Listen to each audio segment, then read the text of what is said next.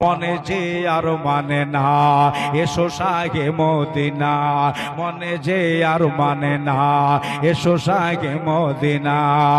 আমি মনের দুবার খুলে রাখবো, আমি দিলের দুবার খুলে রাখবো, আর নয়ন ভরে তোমায় দেখবো।